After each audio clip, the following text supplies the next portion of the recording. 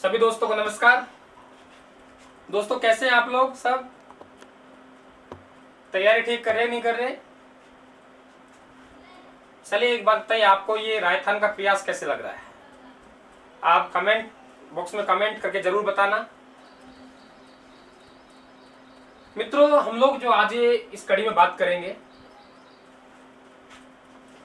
भारत के संविधान में अनुसूचियां हैं। प्रारंभ में 8 अनुसूचियां थी, वर्तमान में 12 अनुसूचियां हैं। आज मैं आपको ये भी बताने का प्रयास करूंगा कि अनुसूचियां हैं क्या। कई बार बच्चे पूछते हैं, सर ये भाग क्या है, अनुच्छेद क्या है, ये अनुसूचियां क्या है। तो मित्रों, आज हम लोग इसी टॉपिक पे बात करेंगे, बहुत विस्तार से बात करेंगे। लगभग 1 घंटा में लग जाएगा, लेकिन कोई कमी नहीं छोड़ूंगा। आप लोगों को अनुसूचियों में कुछ भी पढ़ने की आवश्यकता मैं नहीं छोड़ूंगा, ठीक है? देखिए, अनुसूचियां क्या है कि जैसे आपके अनुच्छेद होते हैं, अनुच्छेद, ये रे अनुच्छेद,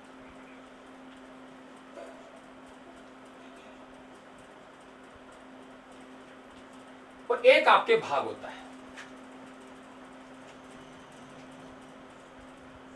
ये रहा भाग। दोस्तों, आपने पढ़ा है कि भारत के संविधान में 22 भाग हैं और 395 अनुच्छेद हैं। साहब, भाग क्या है, अनुच्छेद क्या है? आपने देखा होगा, किसी भी हम नोटबुक को खोलते हैं तो उसकी यूनिट निकलती है। Unit number 1, unit number 2, unit number 3, unit number 4, ऐसे होता है। और यूनिट के अंदर बहुत सारे टॉपिक खुले होते हैं, पॉइंट खुले होते हैं। जैसे कि हमारे पास में यूनिट नंबर 1 है ये, और इसके अंदर बहुत सारे टॉपिक है, 1, 2, 3 और 4। समझ में आ गया? ऐसा इंडेक्स आप लोग देखते हो। फिर हमारा 2 नंबर शुरू हो जाता है, फिर इस तरह से 1, जैसे यहां से 5, 6, 7, 8, ऐसे होता है। तो मेरे मित्रों, ये जो यूनिट हमने बनाई है, 1 नंबर यूनिट, इसका मतलब है भाग। ये हमारा भाग नंबर क्या हो गया? 1।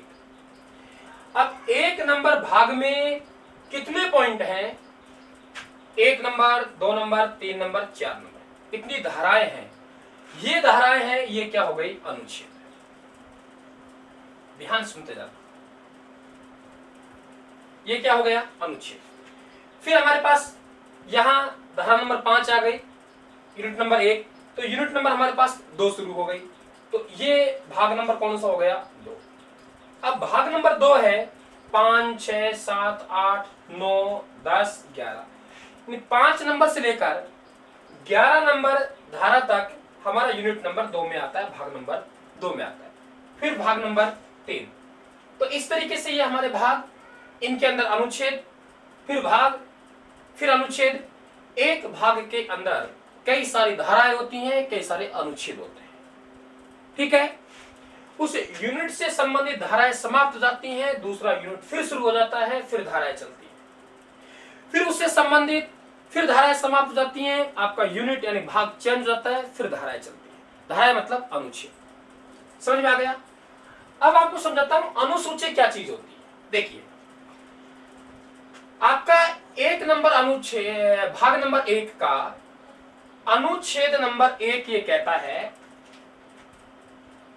कि भारत राज्यों का संघ है। ध्यान से सुनना मेरे बेटाओ, भारत राज्यों का संघ है, कहता है। अभी पढ़ेंगे हम लोग, ये कहता है। इसमें ये लिखा हुआ है कि भारत के राज्य क्षेत्र में राज्य आते हैं, संघ आते हैं और अर्जित किए हुए प्रदेश आते हैं। ये बात कहां लिखी हुई है?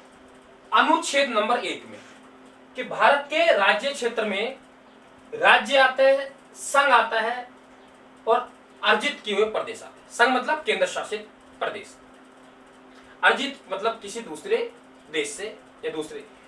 अब दोस्तों ये तो लिखा हुआ नहीं है ना कि कितने राज्य आते हैं, नहीं लिखा हुआ ना। कितने केंद्र शासित प्रदेश आते हैं, नहीं लिखा ना अनुच्छेद नंबर 1 में। कौन कौन से राज्य आते हैं, अनुच्छेद नंबर 1 में नहीं लिखा ना। कौन कौन से संघ शासित प्रदेश आते हैं, हमारे अनुच्छेद नंबर 1 में नहीं लिखा ना। अब आप कहेंगे सर फिर लिखा हुआ कहां है? मित्रों लिखा हुआ कहां है? वे अनुसूची नंबर 1 में लिखा हुआ है कि आपको देखना है कौन से राज्य हैं, कौन कौन से केंद्र शासित प्रदेश हैं, कितने राज्य हैं, कितने संघ हैं। तो आप क्या देखेंगे? अनुसूची नंबर 1 देखेंगे। आपको संवैधानिक पदाधिकारियों की शपथ का प्रारूप देखना है कि क्या प्रारूप होगा। दोस्तों अनुसूची नंबर 3 देखें। दोस्तों आप लोग पढ़ते हो भूमि सुधार कानून, भूमि सुधार कानून। अब ये अनुसूची नंबर 9 है, उसमें कौन कौन से कानून है वहां देखिए। आप एक पढ़ते होंगे, आपने पढ़ा होगा कि राज्य और केंद्र के बीच शक्तियों का बंटवारा, शक्तियों का विभाजन आप लोग पढ़ते हो। राज्य और केंद्र के बीच आप शक्तियों का विभाजन पढ़ते हो ना। तो वे विभाजन अनुच्छेद 246 में किया गया। अनुच्छेद 246 में विभाजन किया गया है कि ये विभाजन, ये शक्तियां केंद्र के पास हैं, ये शक्तियां राज्य के पास है और ये अवशिष्ट शक्तियां हैं। दोस्तों विभाजन किया है ना, ये तो लिखा हुआ नहीं है ना कि कौन कौन से विषय हैं जो राज्य के पास है, कौन कौन से विषय हैं जो केंद्र के पास है, कौन कौन से विषय जो अवशिष्ट विषय, नहीं लिखा हुआ है ना। कि लिखा हुआ है, अनुच्छेद में नहीं लिखा हुआ है, तो साहब फिर क्या करें? क्या करें हम? अनुसूची नंबर 7 देखिए, और आप मोबाइल खोल के अभी देखिए। आप लोग आप अपना गूगल पर अनुसूची आप लोग 7 लिखिए, आपको वे विषय लिखे हुए आ जाएंगे कि ये केंद्र के पास, ये राज्य के पास। तो दोस्तों कौन कौन सी बातें हैं, कौन कौन से वे सब बात कहां लिखी हुई है? अनुसूचियों में। तो अनुसूचियां यानी अनुच्छेद से संबंधित कोई कहानी है, लंबी चौड़ी कहानी है, कोई नाम वगैरह दर्शाने हैं, तो वे उसके लिए हमने क्या देखेंगे? अनुसूचियां देखेंगे। बताइए कोई समस्या हो? आप समझ में आ गया होगा आपकी अनुसूचियां क्या है। ठीक है, फिर से समझा रहा हूं। अनुच्छेद 1 में यह परिभाषित किया गया है कि भारत में राज्य क्षेत्र में राज्य आते हैं, केंद्र शासित प्रदेश आते हैं, अर्जित के हुए भाग आता है। लेकिन अनुच्छेद 1 में यह नहीं लिखा हुआ कि कौन कौन से राज्य हैं और कौन कौन से केंद्र शासित प्रदेश हैं। इसको देखना है तो हमें अनुसूची नंबर 1 देखनी पड़ेगी। अनुसूची 1 देखिए, और अभी आप लोग अपना मोबाइल खोलकर, गूगल खोलकर आप अनुसूची 1 टाइप कीजिए। आपके सामने जो भारत के 28 राज्य और 9 केंद्र शासित प्रदेश है वे निकल के आ जाएंगे। जम्मू कश्मीर को राज्य से बाहर किया है, 2 नए केंद्र शासित प्रदेश बनाए हैं। मित्रों अभी देखिए बदलाव कहां होगा? अनुसूची नंबर 1। तो इस तरीके से अनुसूचियां हैं। तो हम लोग जो बात करेंगे आज मेरे मित्रों, वे अनुसूचियों की करेंगे। बहुत इंपॉर्टेंट पार्ट है, अच्छे अंक देने वाला है, और सबसे बड़ी सवाल यह है कि हम लोग रट ले। लेकिन मित्रों अनुसूचियां शायद बहुत कम समझ में आती है, लेकिन आज पूरा पार्ट देखना आप लोग, आपके अनुसूचियां 100% समझ में आएंगी। मैं दावे के साथ कह सकता हूं। जो बच्चे चैनल पे नए हैं, चैनल को सब्सक्राइब कर ले, 100% समझ आएंगे। देखिए अनुसूचियों की हम बात करें तो दोस्तों हमारा मूल संविधान,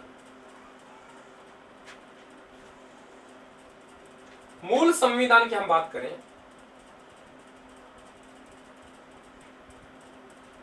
मूल संविधान में हमारे पास 8 अनुसूचियां थी। दोस्तों कितनी अनुसूचियां? 8। लेकिन हम बात करें वर्तमान की, वर्तमान में कितनी अनुसूचियां हैं?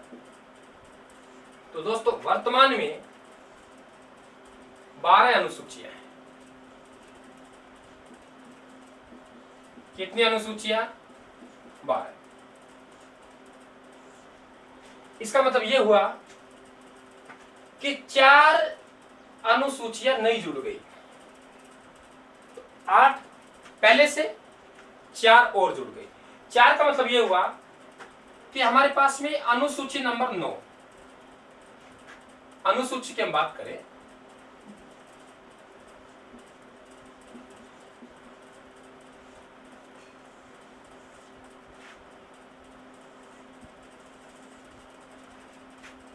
नौ नंबर अनुसूची, 10 नंबर अनुसूची, 11 नंबर अनुसूची और 12 नंबर अनुसूची। ये 4 अनुसूचियां हमारे संविधान में बाद में जोड़ी गई हैं, क्योंकि मूल संविधान में 8 अनुसूचियां थी। अब 4 अनुसूचियां जोड़ी हैं, तो दोस्तों संविधान संशोधन के द्वारा ही अनुसूचियों को जोड़ा गया है।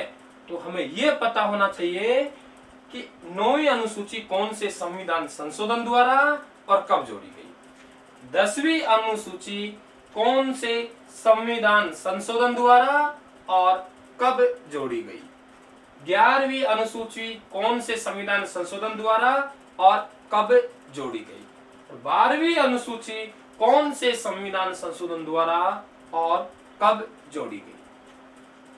यह हमें याद करना है। देखिए मित्रों, आसानी से आपको याद हो जाएगा, क्योंकि आपको यह सब आता है कि 11वीं अनुसूची ग्राम पंचायतों से संबंधित है।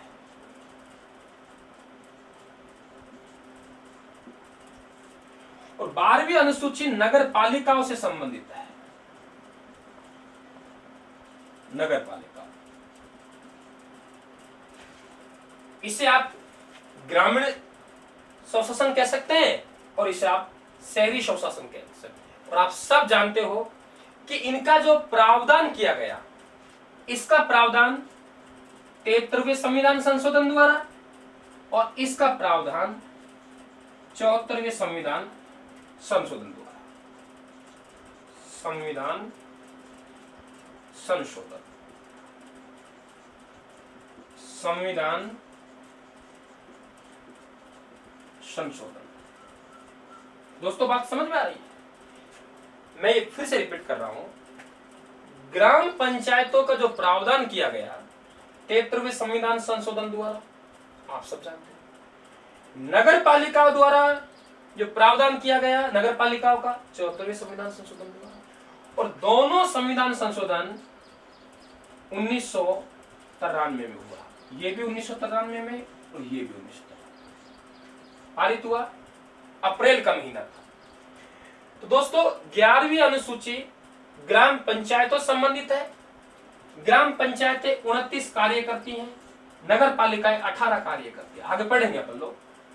तो 2 अनुसूचियां याद हो गई कि 11वीं अनुसूची ग्राम पंचायतों द्वारा जोड़ी गई और 12वीं अनुसूची नगर पालिकाओं के लिए जोड़ी गई। मतलब 73वां और 74वां संविधान संशोधन दोनों याद हो गया। ये तो याद क्या हो गया, पहले से याद है यार आपके, थोड़ा बस उसको पढ़ाया है बता के, याद क्या है पहले से पता है आपको। देखिए मैंने आप लोगों को भूमि सुधार कानून पढ़ाए थे, भूमि सुधार कानून पहले ही पढ़ा चुका हूं। भूमि सुधार कानून और दल बदल से संबंधित कानून। देखिए 9 नंबर की हम बात करें दोस्तों, मैंने पहले ही समझाया था आपको कि यहां हमारे पास में भूमि सुधार कानून संबंधित था, पहले ही पढ़ा चुका हूं। हालांकि इसमें और भी कानून आगे बात करूंगा। और ये हमारा दल बदल कानून से संबंधित है, अभी हम चर्चा करेंगे बहुत विस्तार से। हालांकि दल बदल कानून आप तक पहुंच गए पहले से। दल बदल कानून और भूमि सुधार, आपको पता होगा ये अनुसूची पहला संविधान संशोधन यानी प्रथम संविधान संशोधन और मित्रों पहला संविधान संशोधन हुआ वे कब हुआ? 1951 में। अब देखिए 1951 आ गया, जो 10वीं अनुसूची दल बदल से संबंधित जोड़ी गई, तो हमारे पास में 1951 के बाद क्या आता है? 52। इसका मतलब इसे जोड़ा गया 52वां संविधान संशोधन द्वारा, और ये हुआ 1985। मित्रों देखिए याद क्या करना पड़ा, कुछ भी याद नहीं करना पड़ रहा। पहला संविधान संशोधन, अरे भाई पहला मतलब 51 है, मतलब अगला पॉइंट 52। 52वां संविधान संशोधन 1985 तो याद करना पड़ रहा है। 73वां संविधान संशोधन 1993 पहले से याद है। 74वें संविधान संशोधन 1993, बताइए याद हुआ? 8 अनुसूचियां पहले थी और 4 अनुसूचियां बाद में जोड़ी गई। चारों अनुसूचियां 9 नंबर अनुसूची पहला संविधान संशोधन 1951 के द्वारा जोड़ी गई, भूमि सुधार कानूनों संबंधित थी। 10वीं अनुसूची 52वें संविधान संशोधन 1985 के द्वारा जोड़ी गई, दल बदल कानून से संबंधित। 11वीं अनुसूची 73वें संविधान संशोधन 1993 के द्वारा जोड़ी गई, ग्राम पंचायतों से संबंधित है। 12वीं अनुसूची 74वें संविधान संशोधन 1993 द्वारा जोड़ी गई, नगर पालिकाओं से संबंधित है। बताइए मित्रों, यानी अब हमें ये आगे पढ़ने की जरूरत नहीं है कि कौन सी अनुसूची को कब जोड़ा गया, ये तो हमारा क्लियर हो गया। अरे भाई क्लियर हो गया तो कमेंट बॉक्स में कमेंट जरूर करके बताएं मेरे मित्रों, इतना तो कर लो तुम मर जाओ। अरे भाई इतना तो आप लोग कर सकते हो ना। आपकी अगर अंगुलियां चलाने में भी आपको शर्म लग रही है तो मित्रों फिर तो इससे कोई बड़ी बात भी नहीं हो सकती। आप जो भी अच्छाई बुराई जो भी है आप कमेंट बॉक्स में कमेंट करके लिखें दोस्तों। आपसे बढ़िया तो वे स्टूडेंट बढ़िया है जो हम लोग वीडियो डालेंगे, वीडियो सेट करेंगे, चलेगा 10 घंटे बाद, लेकिन वे डिसलाइक डालते ही कर देंगे। तो अपने 2 या 3 डिसलाइक सबसे पहले आते हैं, लाइक तो बाद में शुरू होते हैं, लेकिन वे डिसलाइक भी इंतजार देते हैं कि भाई आप डालने वाले हैं, तैयार हो। अगर रात को 12 बजे वीडियो अपलोड करूंगा तो 12 बजे भी वे तैयार रहते हैं 2-3 बंदे, ठीक है ना। तो वे डिसलाइक सबसे पहले करेंगे, तो ऊर्जा मिलती है ऐसे बच्चों को भी देखकर हम लोगों को। अपने बच्चे हैं, हमारे साथी हैं, क्या पता कौन है। तो थोड़ा ये ध्यान रखें आप लोग, स्क्रीनशॉट ले लें आप इसका।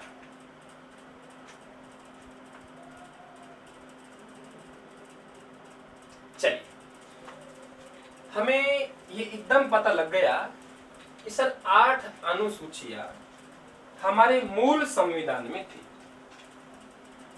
9 से लेके 12 तक 4 अनुसूचियां बाद में जोड़ी गई।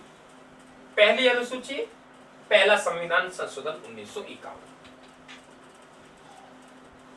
10वीं अनुसूची 52वां संविधान संशोधन 1985। 11वीं अनुसूची 73वें संविधान संशोधन 1993।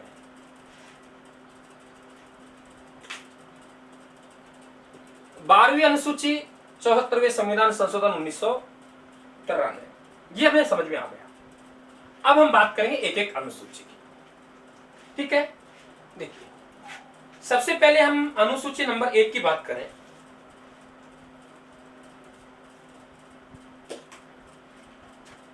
अनुसूची 1 नोट करते रहना आराम से, आप लोग मेहनत करनी पड़ेगी, लेकिन अनुसूचियों से आपका सवाल गलत कभी नहीं जाएगा। अनुसूची नंबर 1 देखिए, इस अनुसूची में भारत के राज्य क्षेत्र का उल्लेख किया गया है। आप कहेंगे सर क्या उल्लेख किया गया है? उल्लेख यह किया गया है कि भारत में राज्य कितने हैं और उनका नाम क्या है, भारत में केंद्र शासित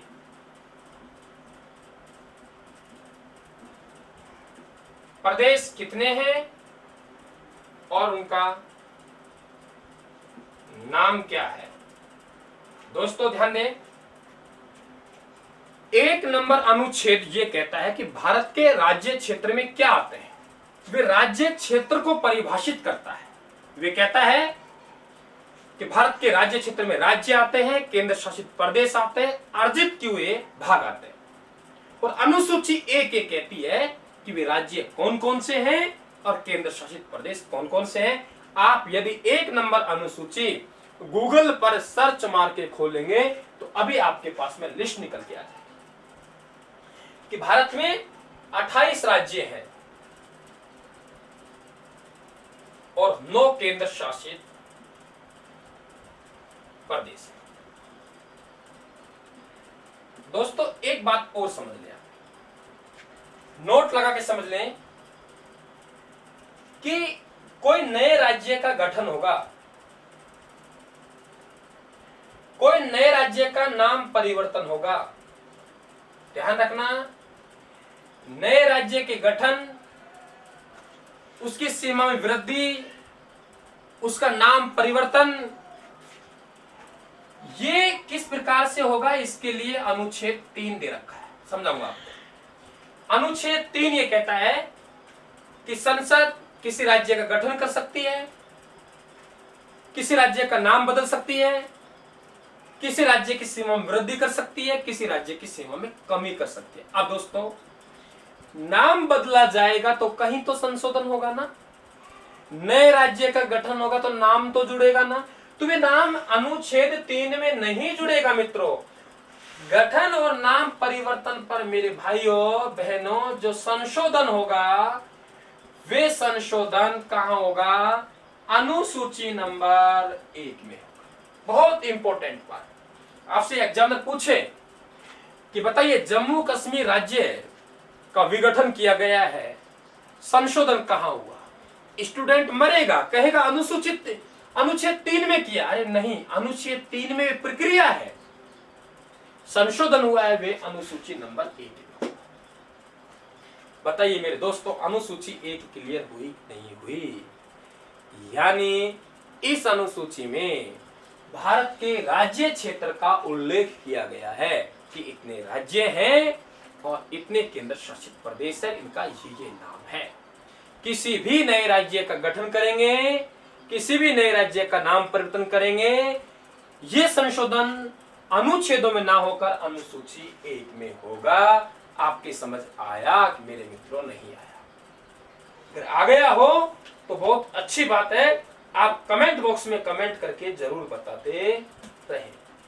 अनुसूची नंबर 2 मित्रों बहुत मजा आएगा, मानता हूं मेहनत करनी पड़ेगी, जोर आएगा। अनुसूची नंबर 2, हालांकि मैं फालतू की बातें भी नहीं करवा रहा।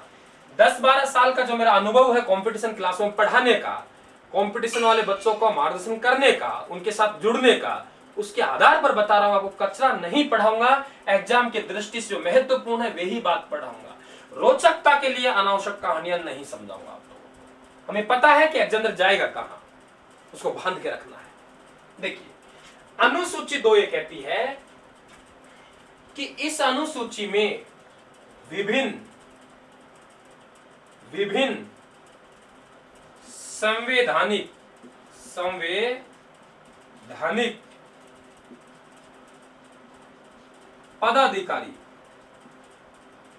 पदाधिकारियों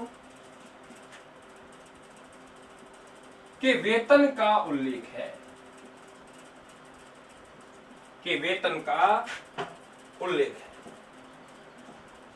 ध्यान से सुनना मित्रों। विभिन्न संवैधानिक पदाधिकारी, इसका मतलब है जिन पदों का उल्लेख भारत के संविधान में किया गया है कि कौन से पदाधिकारी को कितना वेतन दिया जाएगा। मित्रों इसका उल्लेख किस अनुसूची में है? अनुसूची नंबर 2 में है। लेकिन एक नोट हमें यह डालना पड़ेगा कि भारत का जो उपराष्ट्रपति है, राष्ट्रपति, दोस्तों उपराष्ट्रपति के जो वेतन है उस वेतन का उल्लेख इस अनुसूची में नहीं है। आप कहेंगे सर क्यों नहीं है? आप कहेंगे तो विभिन्न संवैधानिक पदाधिकारियों का वेतन का उल्लेख है, तो राष्ट्रपति के वेतन का उल्लेख इस अनुसूची में क्यों नहीं है? मित्रों इसलिए नहीं है कि उपराष्ट्रपति को उपराष्ट्रपति का वेतन नहीं मिलता है। इससे जो वेतन मिलता है अनुच्छेद 97 यानी 97 के अकॉर्डिंग राज्यसभा के सभापति का वेतन मिलता है। मित्रों क्लियर हुआ कि अनुसूची 2 में विभिन्न संवैधानिक पदाधिकारियों का वेतन का उल्लेख है, किंतु उपराष्ट्रपति के वेतन का उल्लेख इसमें नहीं है। क्यों नहीं है? क्योंकि भारत के उपराष्ट्रपति को उपराष्ट्रपति के पद का वेतन नहीं मिलता है, उसे अनुच्छेद 97 के अकॉर्डिंग राज्यसभा के सभापति के रूप में वेतन मिलता है। किसके रूप में? राज्यसभा के सभापति के पद के रूप में वेतन मिलता है। तो अनुसूची 1 समझ में आ गई, अनुसूची 2 समझ में आ गई। आप इसका स्क्रीनशॉट लीजिए, फिर मैं बात करूंगा अनुसूची नंबर 3 की। शाबाश, लगे रहिए। अनुसूची 1 समझ में आ गई, अनुसूची 2 समझ में आ गई, अनुसूची 3 की हम बात करें।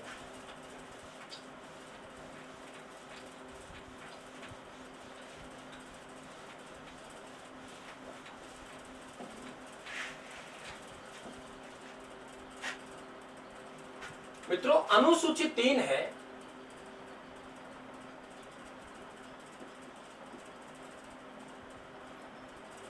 देखिए, आपको ध्यान हो अनुसूची 2 में हमने लिखा विभिन्न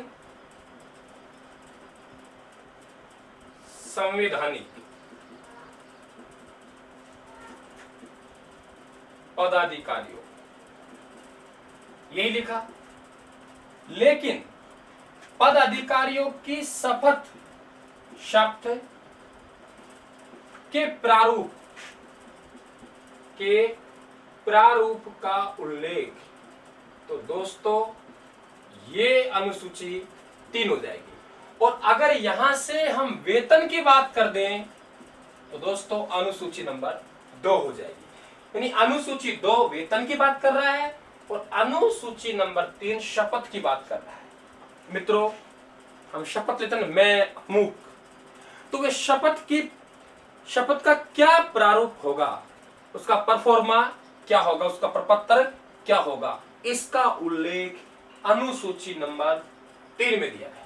अब आप कहेंगे मंत्रिमंडल क्या शपथ लेगा, प्रारूप कहां मिलेगा? इसमें वहां अनुच्छेदों में उल्लेख मिलेगा शपथ लेगा, क्या शपथ लेगा भाई? अनुसूची 3 को लिए।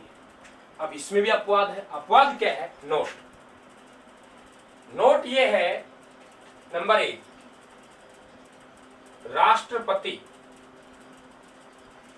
नंबर 2 उपराष्ट्रपति, नंबर 3 राज्यपाल। इनके शपथ का प्रारूप का उल्लेख अनुसूची 3 में नहीं है, उल्लेख नहीं है। दोस्तों फिर समझे आप लोग, कंफ्यूज बिल्कुल मत होना कि अनुच्छेद 2 वेतन शपथ की प्रारूप, अनुसूची 2 वेतन और अनुसूची 3 शपथ की प्रारूप, ये अंतर है दोनों में। अनुसूची 2 में उपराष्ट्रपति के वेतन का उल्लेख नहीं है और अनुसूची 3 में राष्ट्रपति, उपराष्ट्रपति और राज्यपाल की शपथ के प्रारूप का उल्लेख नहीं है। क्यों नहीं है मित्रों? इसलिए नहीं है कि राष्ट्रपति की शपथ का प्रारूप का उल्लेख अनुच्छेद 60 में है, क्लियर। उपराष्ट्रपति की शपथ का प्रारूप का उल्लेख अनुच्छेद 69 में है। और राज्यपाल की शपथ का प्रारूप अनुच्छेद 159 में। यानी ये कहूं सीधा सीधा कि राष्ट्रपति, उपराष्ट्रपति और राज्यपाल, राष्ट्रपति, उपराष्ट्रपति और राज्यपाल, इनके शपथ का जो प्रारूप का उल्लेख है इनसे संबंधित अनुच्छेद में है। राष्ट्रपति की हम बात करें तो अनुच्छेद 60 है, उपराष्ट्रपति की बात करें अनुच्छेद 69 है, और राज्यपाल की बात करें तो अनुच्छेद 159 है। तो नोट लगा लिया, अनुसूची 3 समझ में आ गई। मित्रों ध्यान रखना, 2 वेतन और 3 शपथ की प्रारूप, वहां राज्यपाल, यहां राज्यपाल, वहां उपराष्ट्रपति, या तीनों राष्ट्रपति, उपराष्ट्रपति और राज्यपाल। ठीक है। अनुसूची 4,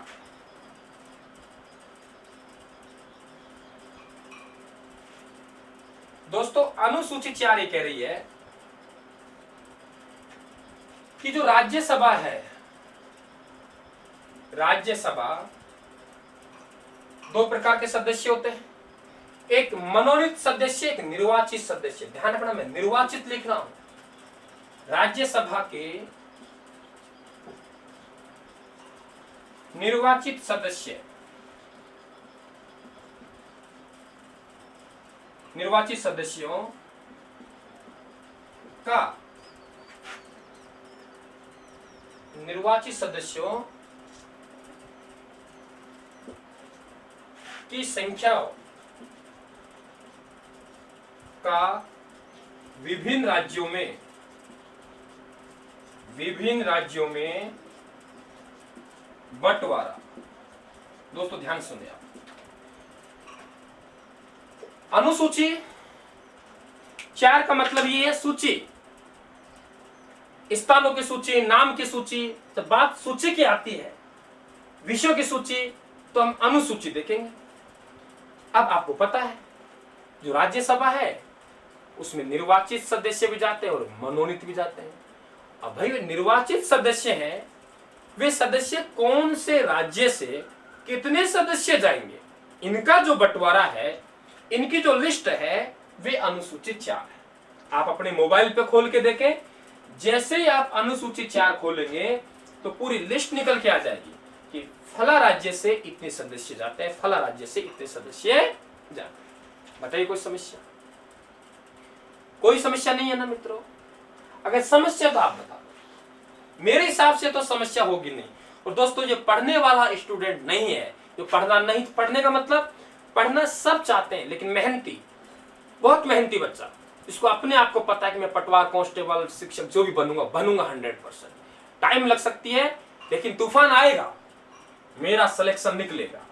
मैं ऐसे बच्चों की बात कर रहा हूं, उनको तो कभी भी ये चीजें समझ में नहीं आ सकती। दोस्तों उनको समझ में आएगी। और जो बच्चे पढ़ने वाले, मतलब ये ठीक है, आलसी चल रहा है जिनके चल, जिस चैनल पे गाने सुन रहे हैं, मनोरंजन कर रहे हैं, ठीक है, ये हमारा काम का है। बोल साहब कैसा लग रहा? अजीब, बहुत सुंदर लग रहा साहब। सुंदर लगेगा उनको, सबका अपना अपना नजरिया है, किसी को क्या सुंदर लगता है, किसी को क्या सुंदर। लेकिन दोस्तों मुझे इतना विश्वास है कि आपके कमेंट, जो कमेंट आप लोग करते हैं, जो स्टूडेंट मेरे साथ जुड़े हुए हैं दोस्तों, वे लगातार जुड़े हुए हैं। मुझे इस बात की आपकी प्रशंसा करते हुए कतई हिचकिचाहट नहीं हो रहा कि जो स्टूडेंट लगातार मेरे साथ जुड़े हुए हैं, और अधिकांश स्टूडेंट वे हैं जो रुचि ले रहे हैं, हर पार्ट को देख रहे हैं, और उनसे बातें भी ऐसी करते हैं, उनसे अपने आप में प्रतीत होता है कि ये सिलेक्शन वाले बच्चे हैं। दोस्तों तो आप ऐसे लगे रहे, आप लोग, एक दिन सफलता मिलेगी। ठीक है ना? देखिए स्क्रीनशॉट आप ले लीजिए।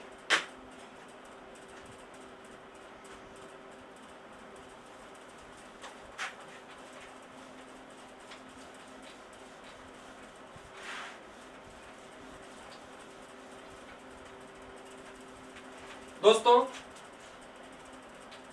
अनुसूची 1 अभी भी याद होगी कि राज्य क्षेत्र का, राज्यों का उल्लेख है। अनुसूची 2 विभिन्न पदाधिकारियों का वेतन का उल्लेख है, अपवाद उपराष्ट्रपति का उल्लेख। अनुसूची 3 विभिन्न पदाधिकारियों का शपथ का उल्लेख है, किंतु राष्ट्रपति, उपराष्ट्रपति, राज्यपाल का नहीं। अनुसूची 4 कि आपके जो राज्यसभा में निर्वाचित होने वाले सदस्य, उनके स्थानों का आवंटन, उनकी सीटों का विभिन्न राज्यों में आवंटन। याद हो गई चारों अनुसूचियां, और 4 हमारी पहले से याद है। 4 4 8 और बीच की 4 तो याद करनी है हमें। 4 तो पहले से निकाल दिए हमने। 9 भूमि, 10 दल बदल, 11 पंचायत नगर निगम, 4 बाद में देखेंगे। अब हम बात करते हैं अनुसूची 5। देखिए दोस्तों, अनुसूची 5 और अनुसूची 6, इसमें जो अनुसूचित क्षेत्र है, अनुसूचित क्षेत्रों के प्रशासन का उल्लेख है। प्रशासन का उल्लेख है दोस्तों, 6 भी यही है। अनुसूचित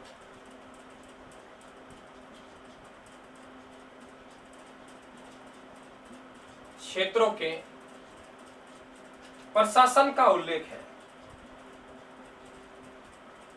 अब आप कहेंगे सर दोनों में सेम, तो बिल्कुल दोनों में सेम, लेकिन अनुसूचित 5 के अनुसार देखें अनुसूची, तो भारत के वे बेल्ट जो पिछड़े हुए हैं,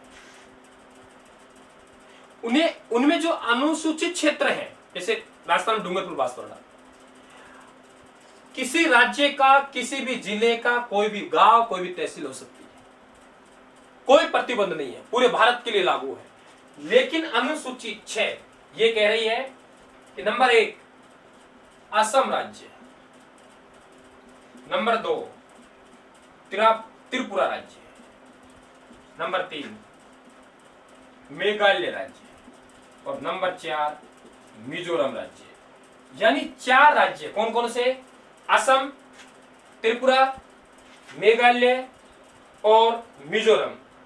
असम, त्रिपुरा, मेघालय और मिजोरम, इन चारों राज्यों के जो अनुसूचित क्षेत्र है उनके प्रशासन का उल्लेख है। पिछड़े हुए गांव है, उनके लिए अलग योजनाएं होती हैं, अलग उनके लिए प्रावधान होते हैं। ये बात समझ गए? अनुसूचित 5 अनुसूचित क्षेत्रों के प्रशासन का उल्लेख है। अनुसूचित 6 भी अनुसूचित क्षेत्रों के प्रशासन का उल्लेख है, किंतु 4 राज्यों के अनुसूचित क्षेत्र, असम का त्रिपुरा मेघ का मजा ले रहा है, असम का त्रिपुरा मेघ का मजा ले रहा है, असम, त्रिपुरा, मेघालय और मिजोरम। बताइए दोस्तों कोई समस्या? अरे है क्या?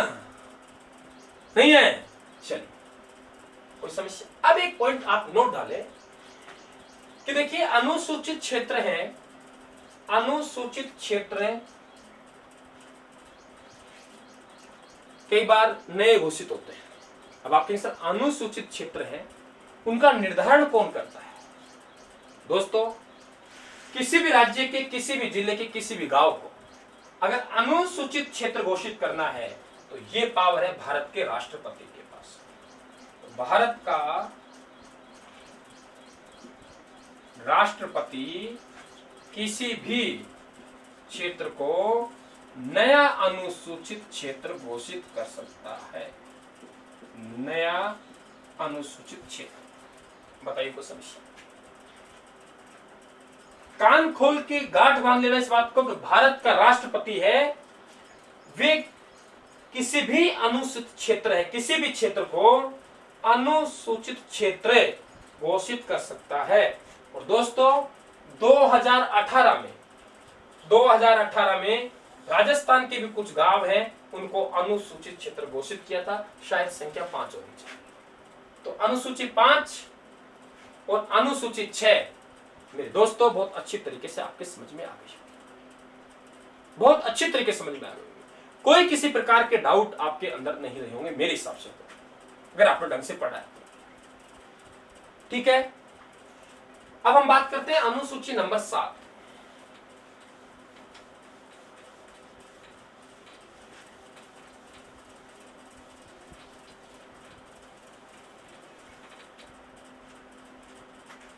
दोस्तों अनुसूची 7 ये कहती है कि एक तो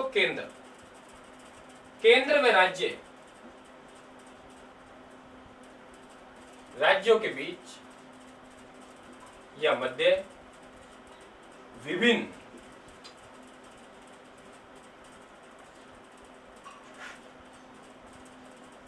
विषयों का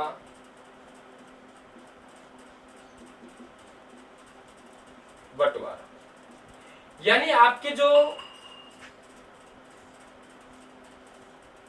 3 सूचियां हैं, केंद्र सूची, राज्य सूची और समवर्ती सूची,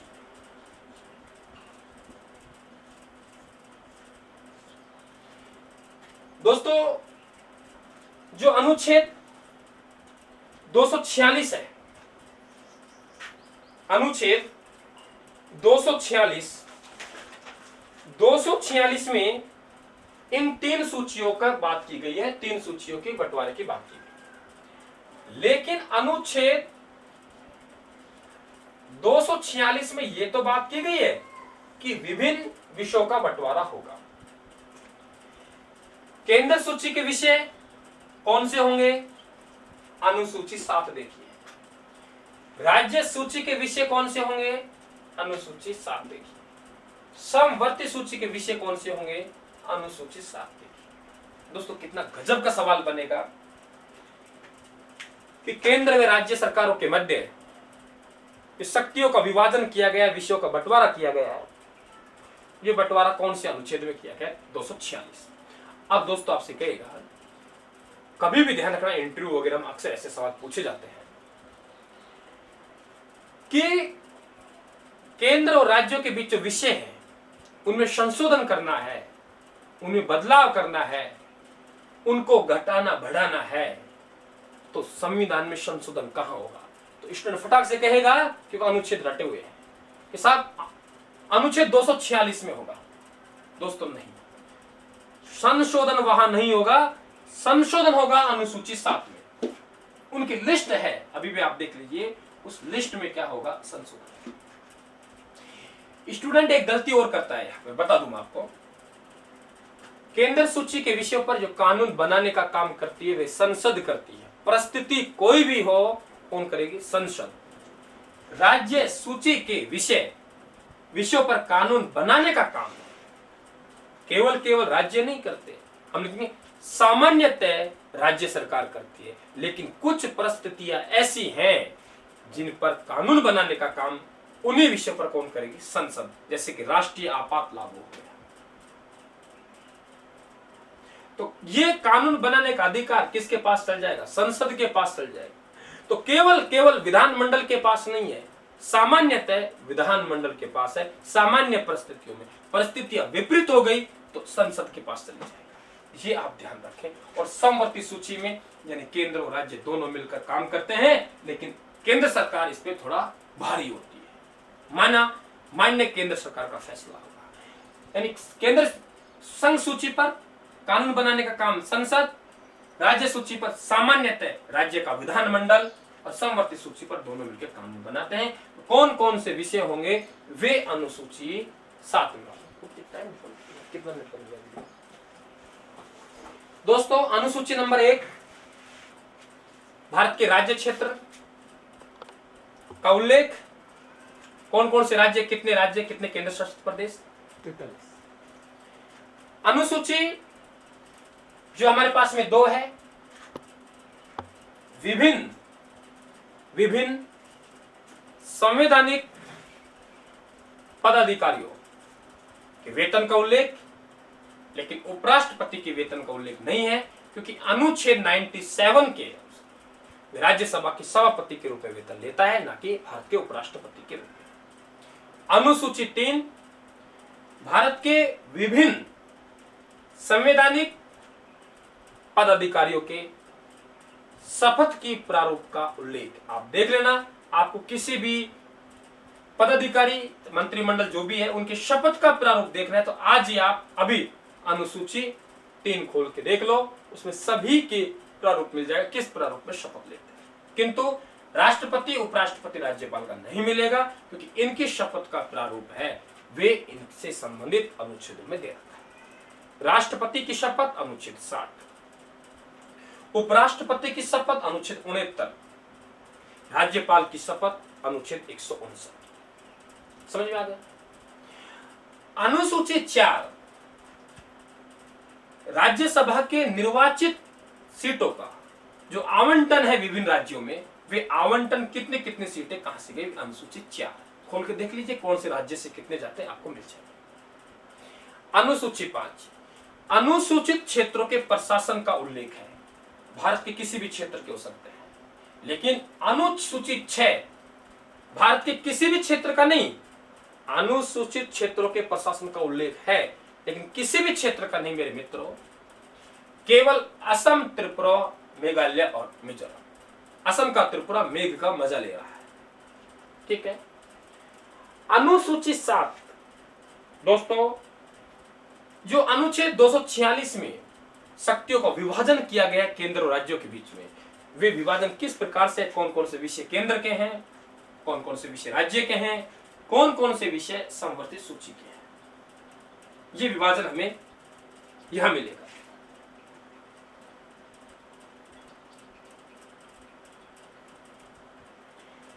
दोस्तों ये कहानी समझ में आ गई।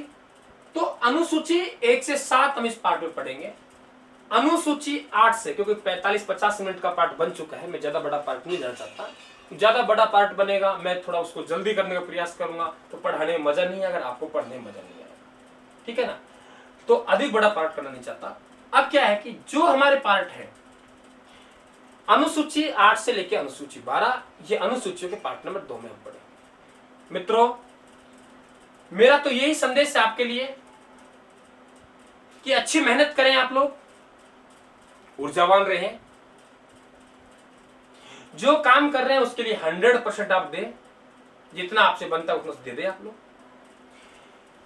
आप पढ़ेंगे, बार बार पढ़ेंगे, बार बार मेहनत करेंगे, टॉपिक हार जाएगा, आप जीत जाएंगे। और आपने टॉपिक को सिर पे बिठा लिया, सर याद नहीं होगा, याद नहीं होगा, जिंदगी भरी याद नहीं होगा। सामना कीजिए, मेहनत कीजिए, जीतने की ललक रखिए, आप लोग जीत पक्की मिल जाएगी। इसलिए मित्रों ऊर्जावान रहें, आस्था रखें आप लोग। तब तक आपकी आस्था नहीं रहेगी, तब तक मित्रों हमें सफलता नहीं मिलेगी। आस्था आप कहीं भी रह सकते हो, अपने कोचिंग सेंटर में जिसमें आप जा रहे हो, आप लोग अपने YouTube चैनल पर, आपके मोबाइल ऐप पर, या किसी किताब पर। आप विश्वास तब तक नहीं करेंगे तब तक आपके चाहे सोना हो तो भी आपको मिट्टी दिखाई देगी, और आपने विश्वास कर लिया तो मिट्टी है वे भी आपको सोना दिखाई देगा। विश्वास कीजिए मित्रों और लगे रहिए। काफी टाइम है, अभी एग्जाम में 5-5, 6-6 महीने पड़े हुए हैं। आपके पास मौका है कि आप अच्छी मेहनत करें और जीत के बताएं, अपने और अपने माँ बाप के सपने को साकार कीजिए। मित्रों मैं पहले भी आपसे निवेदन कर चुका और अभी भी कर रहा हूं कि मेरे से जितनी सेवा बनेगी वे आपके लिए मैं सेवा करूंगा, और ईमानदारी के साथ करूंगा, ईमानदारी के साथ करूंगा। समय बहुत कम मिल पाता है, लेकिन आपके लिए निकालूंगा मेरे मित्र, ठीक है। तो आप सभी साथियों का जो प्यार प्रेम हमें मिल रहा है वे हमें मिलता रहे, यही हम उम्मीद कर रहे हैं। सभी को एक बार पुनः आप सभी को नमस्कार, आप सभी को धन्यवाद। राम राम साहब।